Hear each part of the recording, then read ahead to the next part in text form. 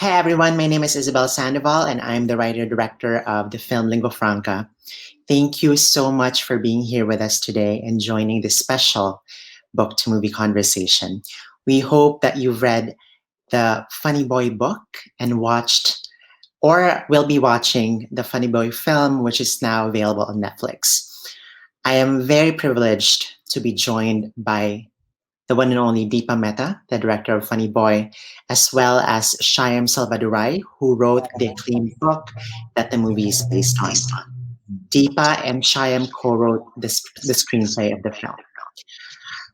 About Shyam wrote the novel, which was very successful and in fact won the Lambda Literary Award, which is the most important prize for LGBTQ plus novels when it was published in 1994.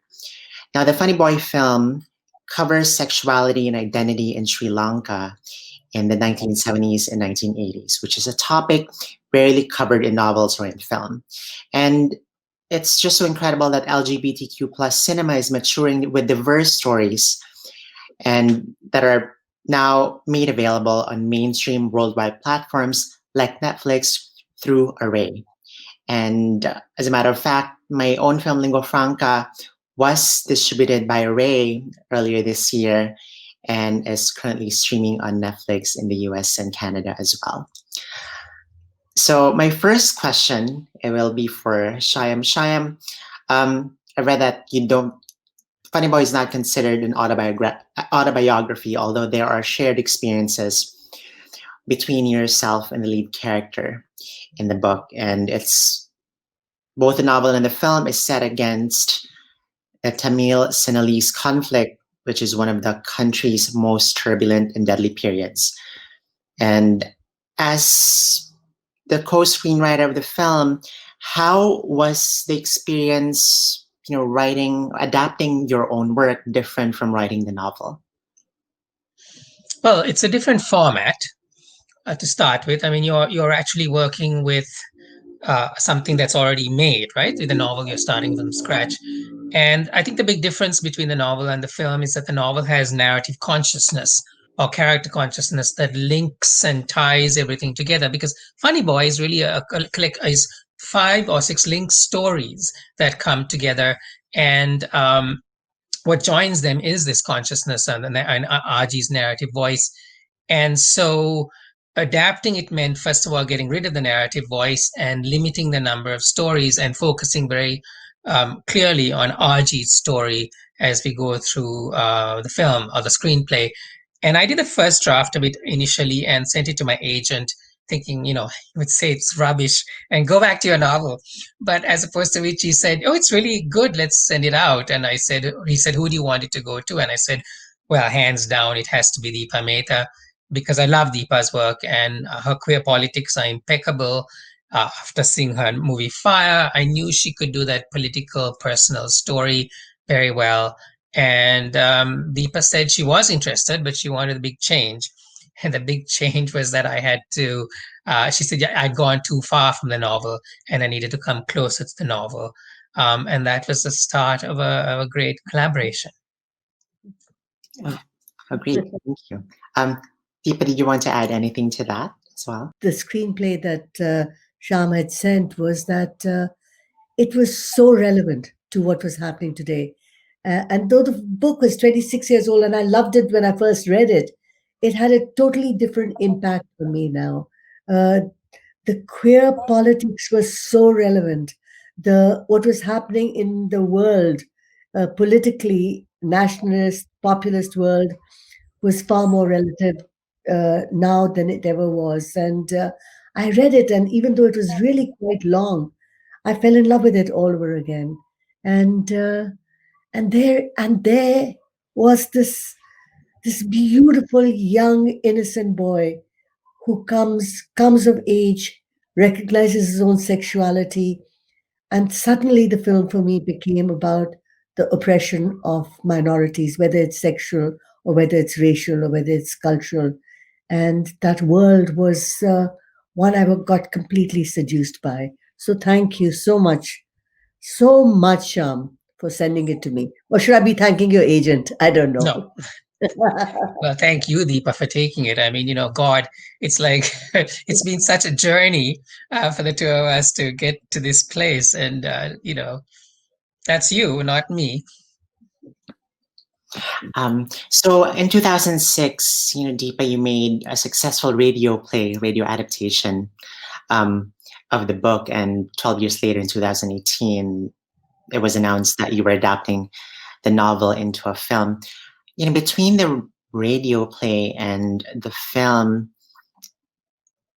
did you feel that the resonances with you were different when you first approached the material into the radio, to adapt into a radio format versus 12 years later?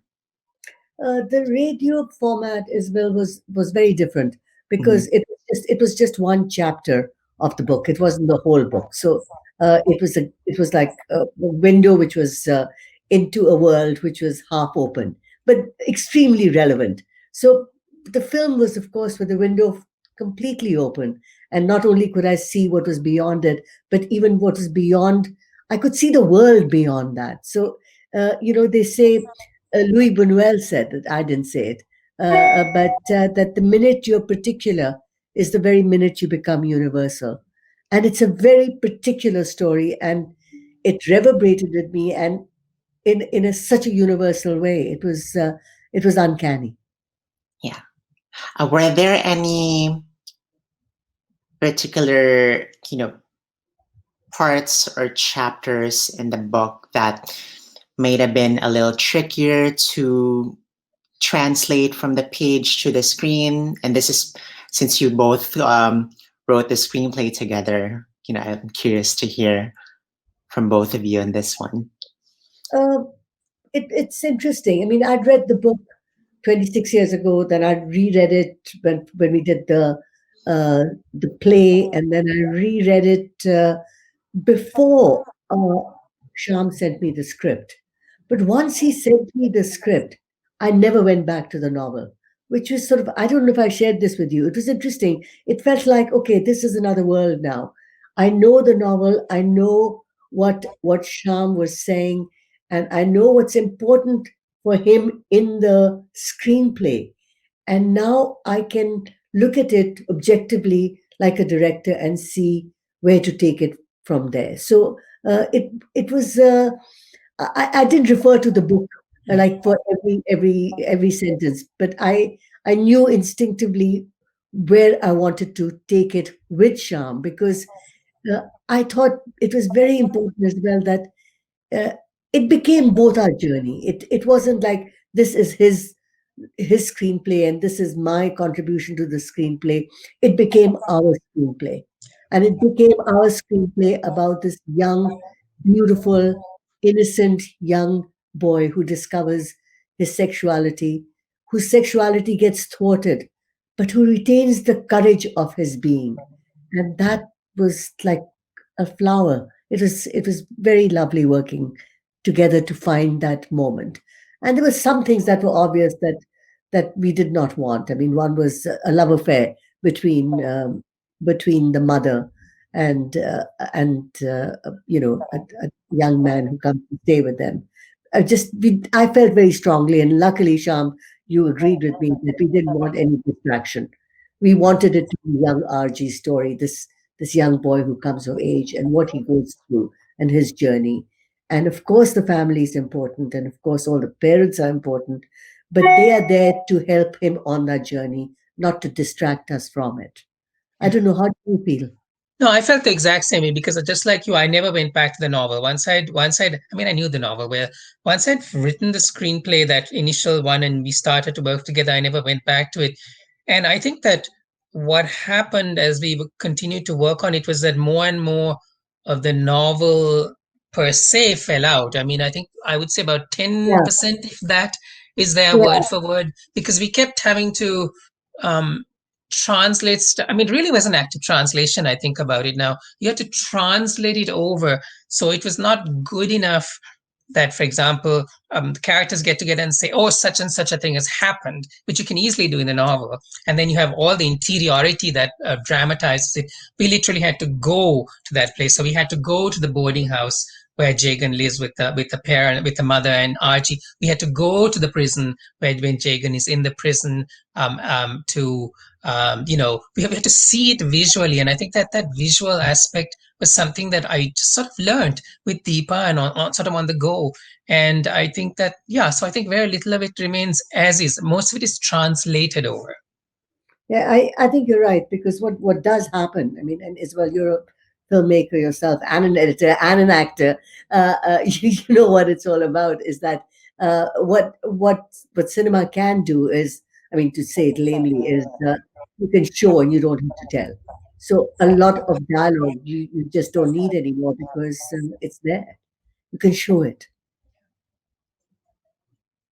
Thank you. I'm curious, Shyam, you're currently based in Toronto? Yes. Right.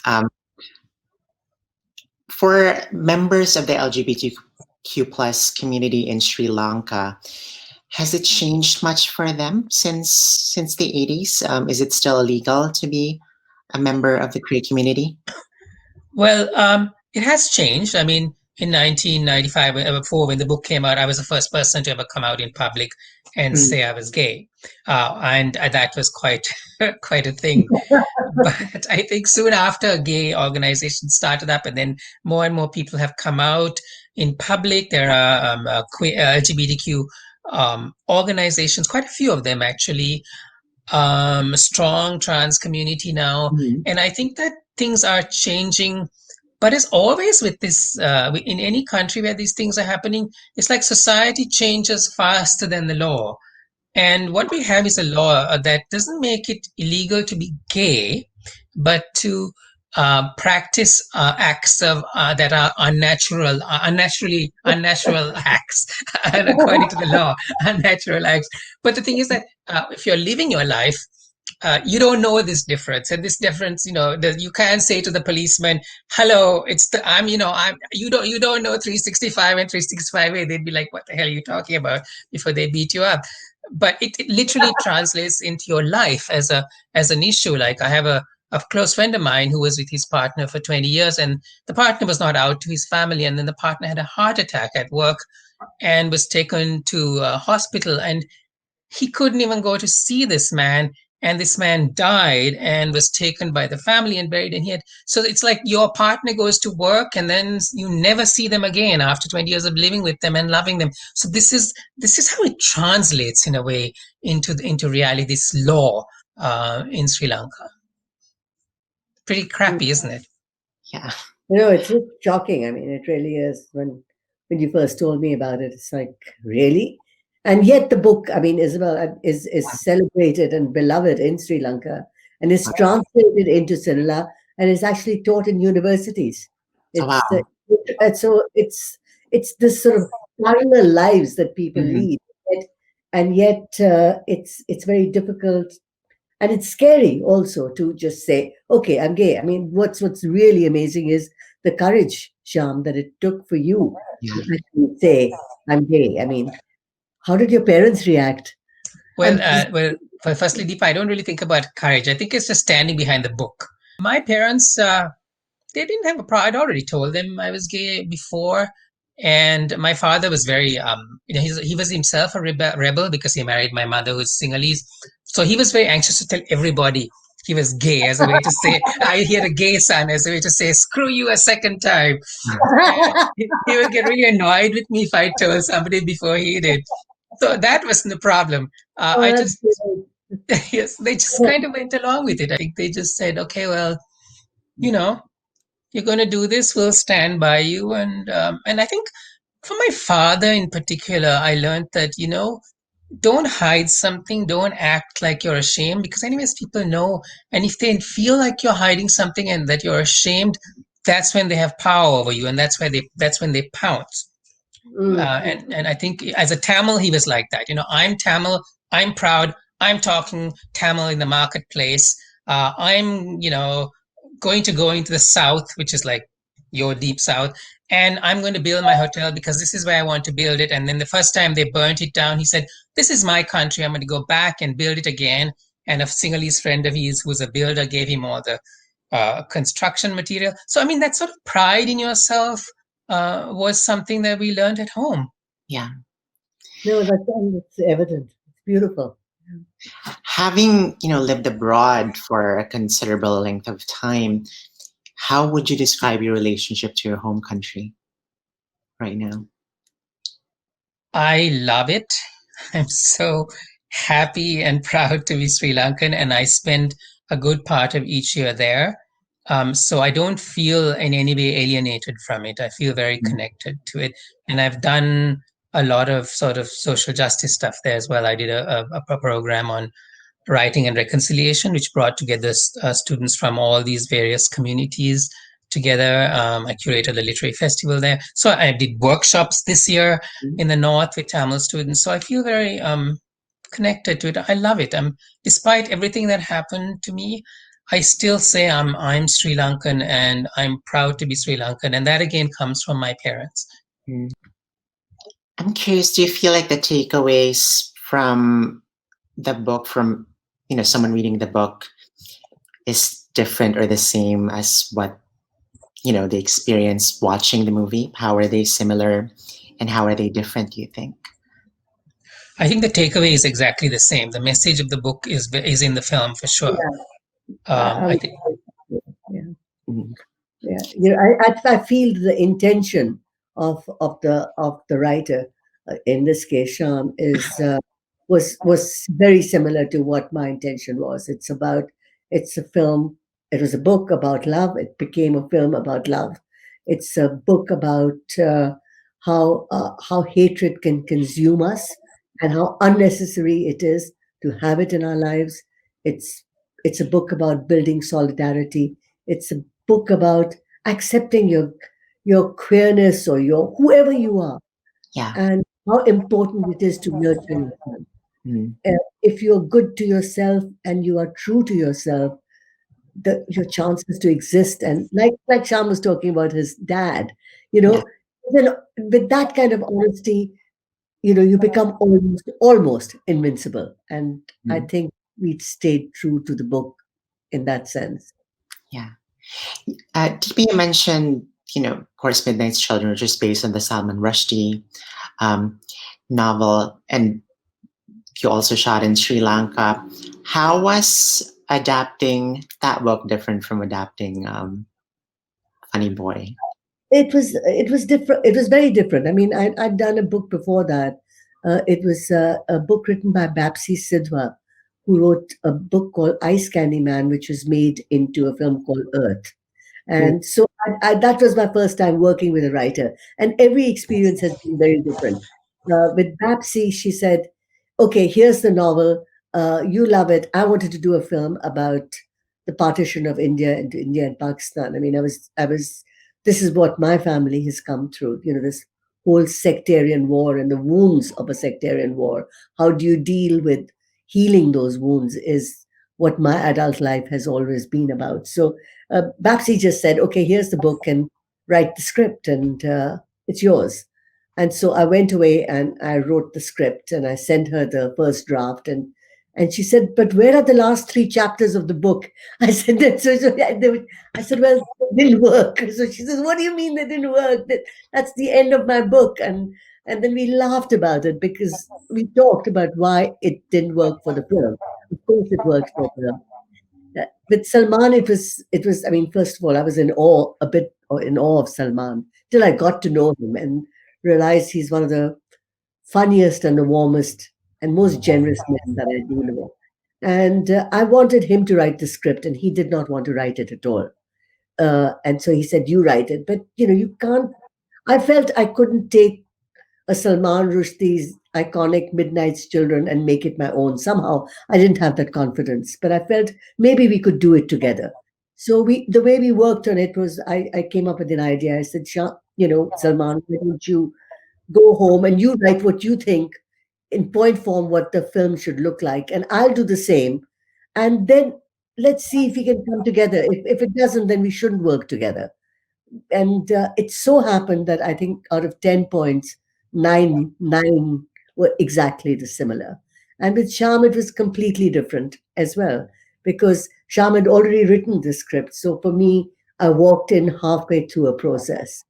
and found a wonderful partner. So I've been lucky. Me That's too. Me wonderful. too. I have to say that, I mean, sorry, Isabel, I just have to Sure. say, I mean, gosh, I'm a novice screenwriter and I came into this thing and got to work with a master. And, what you learn, you don't even know what you've learned until you try something else. Like I think it's just like, I think that there's something, it reminds me of working with this amazing editor, Ellen Seligman, who edited Atwood and Ondaatje. And, you don't know what you're learning until it's over, until the project is over. So it was incredible. Visual storytelling. I mean, my God. And also, I think that I think you were a more than just a writing partner. I mean, you were there introducing me to all these wonderful people. I mean, I just think about Brandon and I think about Ahsoka and I think about Amrita and I think about all these and this door that opened into a huge amount of talent that one could sift through.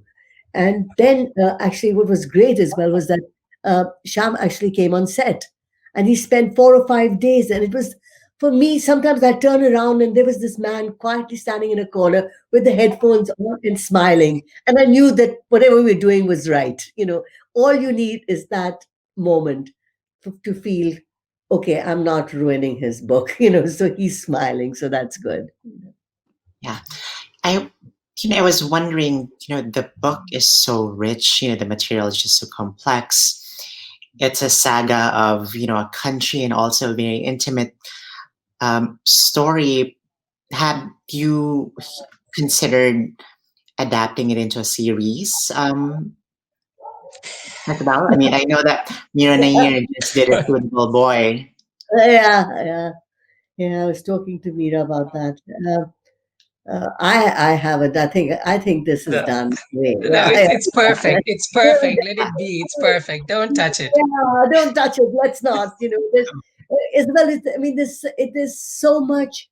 You know, we talk as a filmmaker. We talk about collaboration because it's unlike writing or even painting or any of the other arts. I must say that I really do believe what Toni Morrison says is that all art is political, and this is so. And this was an amazing coming together of a group of people who were all really aware politically. I'm not talking about the politics of the day, but just aware about when politics really works, that means humanity really works. And they were all of that. So I feel that this film for me is a truly collaborative piece of work. So I wouldn't mess with it. I mean, that's it. Let it be. We, Yes. What we, do you we could think? we could do the musical, Deepa.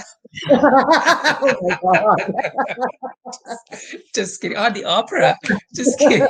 God. Um, and my last question. First, congratulations for Funny Boy being selected as Canada's entry for the Best Foreign Language Feature in the 93rd Academy Awards. And Deepa, you've also been nominated previously before, but I'm curious for Shyam, how does it feel to have a film based on your book enter the awards conversation this year, in this very strange year, I might add? It just feels wonderful, Isabel. I mean, what else can you possibly say except it's so exciting? And it's given the film a kind of attention that I think it truly deserves. Because, yeah. Absolutely. Are we going to be expecting more screenplays from you in the future? I don't know. I've got this novel now that's 800 pages, so I think I just gotta get that done now. My editor's breathing down my neck so hard right now, so I have to get that done. I was going to say, you're going to do another screenplay, Shyam. If only I can direct it. That's all. Of course, Deepa. There's no choice. Hands down. Of course. Who else? Deepa, can you share with us what project you have up next? Or is it, unless that's... No. It just, I'm still, there's a part of me that's still so much. I think maybe it's postpartum blues. I mean, there's so much of me that still is a part of Funny Boy. I mean, I think that after the 10th, after it comes out on Netflix, maybe I'll be able to have a a bit of a distance. But right now, I feel it's my baby, and I have to protect Yeah. it and hug it and make sure that you know to bid it well as it goes out into the world and because I feel films need protection once they're finished Yeah. and, and they need love and as a mom I feel okay, I have to take care of this, and but after the 10th I'll think of which yes I have another project which I'm very excited about because and I'll share that with you because it's a horror film and I'm so thrilled about doing one. I've never done one, I've always wanted to, so there you go. Wow. And, on that note, I want to thank Shyam and Deepa for joining us. This wonderful conversation. And I want to remind our audience that Funny Boy is now streaming on Netflix and the acclaimed novel is available everywhere you buy books. Thank you to Frameline and to Array for hosting this conversation. Thank you, Isabel, and Thank you. thank you for Lingua Franca. It's a beautiful, beautiful film. Thank It you.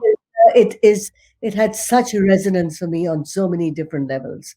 It's films are perfect when they open the door into a world that I think I know something about, but I really don't. And Yeah. you did that. And And well, coming from you. no, it's true. It is. It's beautiful. Sham, you should see it. It's No, I on. know. I was going to. Yeah, it's on Netflix in Toronto. Fabulous. Okay. Yeah, That's yeah. fabulous. Thank you. Awesome. Thank you.